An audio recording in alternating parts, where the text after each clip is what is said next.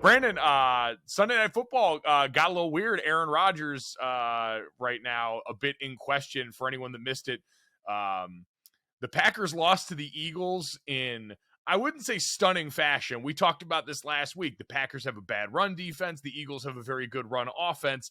And 363 yards later on the ground, the Eagles won that game, which wouldn't be surprising. But Aaron Rodgers leaving that game in the third quarter with an oblique injury in the same week where he also revealed that he's been playing with a thumb injury since week 5 of this season, now all of a sudden rises to the level of an incident. Now, Brandon, they took him off the field in the third quarter and went to go get imaging in the second half.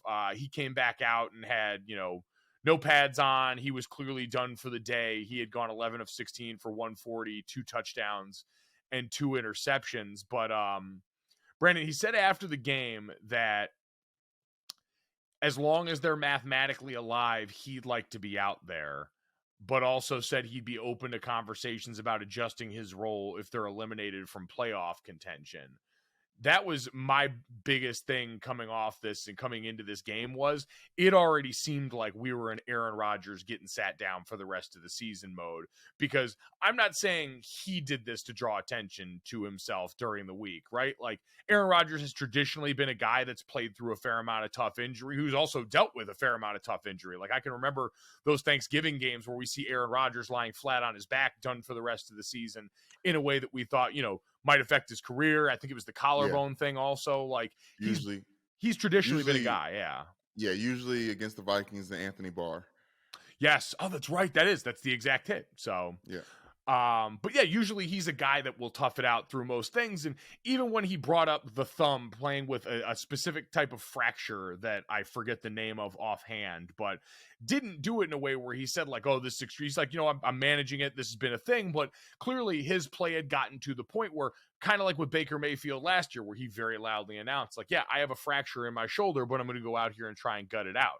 For Baker Mayfield, it was his football future. For Aaron Rodgers, I'm sure it's not great hearing everyone talk about all the red zone turnovers and all these things when you feel like everyone doesn't know the whole story.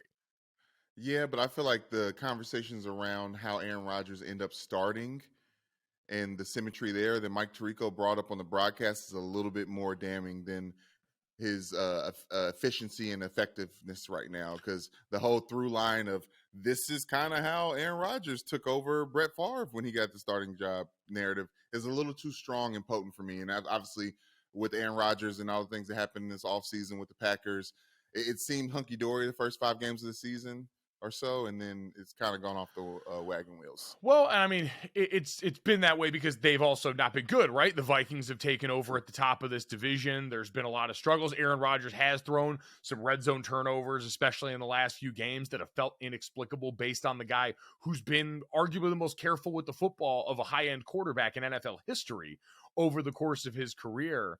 But Brandon, the thing that is interesting to me and the reason why that didn't register with me the same way when Mike brought it up is because contractually there's just very little way for this to go away from Aaron Rodgers next year. Like when we talk about what happens for the rest of the season and why I thought IR would be a pretty understandable route for them to go here is, yeah, especially if you're out of contention. And at 4-8 right now, it's not looking good. Even in this year's NFC, it's not looking good.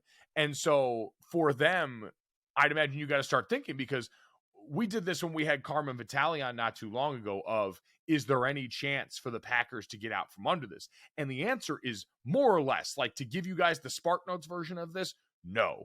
Aaron Rodgers, once he signed that extension with all that guaranteed money, and I think he's due guaranteed somewhere around $98 million still, like he would do about $32 million next year. Between that, the hit that if he were to retire or anything else, he's also got an injury guarantee that manifests after the Super Bowl. That's like a bunch of contract minutiae is to say this thing is too titanic to move. When they decided to extend him after the back-to-back MVP season deal, they made their bed. And so now I look at it and go, all right, you got to kind of figure out how to maximize your return on investment. And I don't think it's going to be this year.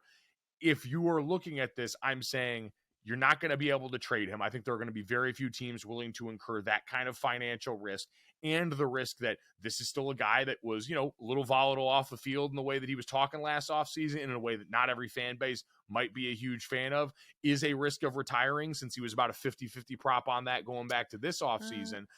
And so all those things coupled with I only say that, Brandon, because of the financial penalty that would come if he retired, and then you're not getting the benefit of the player, I think he's going to be playing in Green Bay next year. I think for them, it's one of those things, you're going to have to do that. And so what's the best version of that? It's making sure Aaron Rodgers is as healthy as humanly possible going into next year, making sure that the rest of this team, which was so injured for the first half of the season, especially along the offensive line, is better and is, back in a good spot.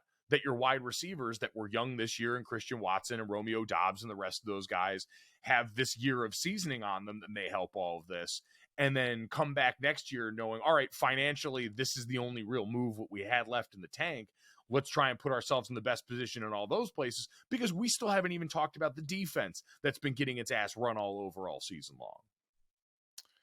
Yeah, there's spots with that defense though, and they butt up when they need to. And Quay Walker is still a bright shining light, the way that Jordan Love kind of seems to be, Mike. And that's why I think it is kind of confusing, because yes, Aaron Rodgers back-to-back MVP, but he's showing his age in the way of how much he's getting beat up and banged up. So if you're the Packers, would you want to start this experiment now with Jordan Love after seeing what you saw on Sunday night and giving him an opportunity when they needed to win the game? Or not even with that, I think you talked about the contract. I think a lot of teams on the West Coast, places that Aaron Rodgers would want to be, would waste a lot of money getting that guy in their jersey.